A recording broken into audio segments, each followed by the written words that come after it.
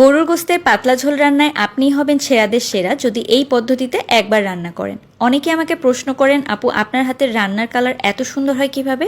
আজকে আপনাদেরকে সব কিছু ডিটেলসে বলে দিব। আর এইভাবে রান্না করলে যে কোনো রান্নার রঙই অনেক বেশি সুন্দর হবে আর খেতে তো দুর্দান্ত হবে। তো প্রথমে আমি এখানে আলু নিয়েছি, আলুটার খোসা ছুলে নিয়ে গোটা গোটা রেখেছি।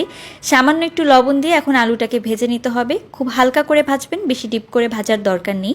ভাজা হয়ে গিয়েছে, আলুগুলোকে তুলে নিচ্ছি। এখন আমি পেঁয়াজ দিয়ে দিব, 3টা মিডিয়াম সাইজের পেঁয়াজ একদম চিকন করে কেটে নিয়ে তারপর ব্রাউন করে ভেজে নিতে হবে। এখন খুব সামান্য পরিমাণে একটু পানি দিয়ে দিব, তারপর আদা রসুন বাটা দিয়ে দিচ্ছি।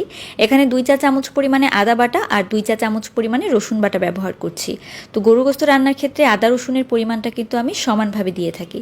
তো এখন মশলাটার সাহায্যে খুব ভালোভাবে পেঁয়াজটাকে কষিয়ে নিতে হবে। তো কষানো হয়ে গেলে যখন তেলটা ভেসে উঠবে তখন এখানে দিয়ে দিতে হবে শুকনা মরিচের গুঁড়া আর হলুদের গুঁড়া। তো আপনারা হয়তো লক্ষ্য করেছেন এই মরিচের গুঁড়া দেওয়ার সময় কিন্তু আমি কোনো ধরনের পানি ব্যবহার করিনি। এই তেলের উপরে এই মরিচের গুঁড়া আর হলুদের গুঁড়াটা ব্যবহার করেছি। এতে করে হবে কি, রান্নার কালারটা কিন্তু অনেক সুন্দর আসবে। তো আমি 3 চামচ পরিমাণে মরিচের গুঁড়া, 1.5 চামচ পরিমাণে হলুদের গুঁড়া ব্যবহার করেছি। এখন 2-1 মিনিট মশলাটাকে ভেজে নিতে হবে। আর ভাজা হয়ে গেলে সামান্য পরিমাণে একটু পানি দিয়েছি। তারপর এখানে 1.5 চা চামচ পরিমাণে দিয়েছি জিরার গুঁড়া আর 1.5 চা চামচ পরিমাণে ধনিয়ার গুঁড়া। তো এই মশলাটাকে এখন ভালো করে কষিয়ে নিতে হবে। তো কষানো হয়ে গেলে আমি তারপর এখানে গোশত অ্যাড করব। তো কষানোর ক্ষেত্রে সবসময় কিন্তু একদম উপরে তেলটা উঠিয়ে তারপর কষিয়ে নেবেন, এতে করে কিন্তু স্বাদটা ভালো আসবে। তো এখন আমি এখানে দিয়ে দিচ্ছি গরুর গোশত। আপনারা এভাবে কিন্তু খাসি বা মুরগিও রান্না করতে পারেন।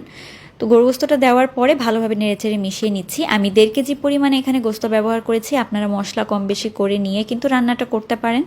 তো দেখতে পাচ্ছেন এই পর্যায়ে আমি এখানে গোটা গরম মশলা দিয়ে দিব, মানে গোটা গরম মশলা যেটা আছে সেটা। তো এখানে দারুচিনি, এলাচ, লবঙ্গ, তার সাথে তেজপাতা আছে। তো সেগুলোকে দিয়ে ভালো করে নেড়েচেড়ে মিশিয়ে নিচ্ছি।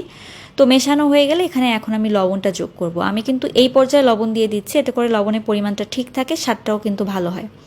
তো লবণ আমি 2 চামচ পরিমাণে দিয়েছি, যেহেতু এখানে আলু রসুন দিব তো অনেকটা পরিমাণে হয়ে যাবে, সেই হিসাবে আমি লবণটা ব্যবহার করেছি।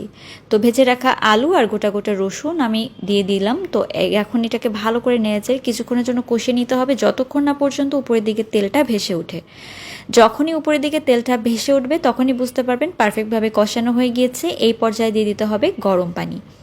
যে কোনো রান্না, বিশেষ করে ঝোলের তরকারিতে গরম পানিটা ব্যবহার করলে কিন্তু একদম সুন্দর কালারটা যেমন আসে, খেতেও কিন্তু ঝোলটা অনেক বেশি স্বাদ হয়। তো এখন আমি একটা বাটা মশলা দিব, সেটা হচ্ছে দারুচিনি, এলাচ, লবঙ্গ, গোলমরিচ। এগুলো আমি অল্প করে নিয়েছি। এখন শিলপাটায় ভেজে রাখা ছাড়াই সামান্য পানি দিয়ে একটু বেটে তারপর দিয়ে দিয়েছি। তো ভাজার যে স্বাদটা সেটা আলাদা হয়, আর কাঁচা বেটে দিলে সেটার স্বাদটা অন্যরকম হয়। তো ভালো করে আমি মশলাটা দেওয়ার পরে একটু ফুটিয়ে নিয়েছি। আর গোশত তো ওইদিকে সেদ্ধ হয়ে গিয়েছে। তো দেখতে পাচ্ছেন কত সুন্দরভাবে গরুর গোশতের লাল ঝোল তৈরি হয়ে গিয়েছে। আর গরমের মধ্যে এরকম পাতলা ঝোল খেতেই কিন্তু বেশি ভালো লাগে। এভাবে একবার আপনারা বাসায় তৈরি করে দেখবেন, একদম অন্যরকম একটা স্বাদ আসে আর খেতেও ভীষণ মজার হয়। আল্লাহ হাফেজ।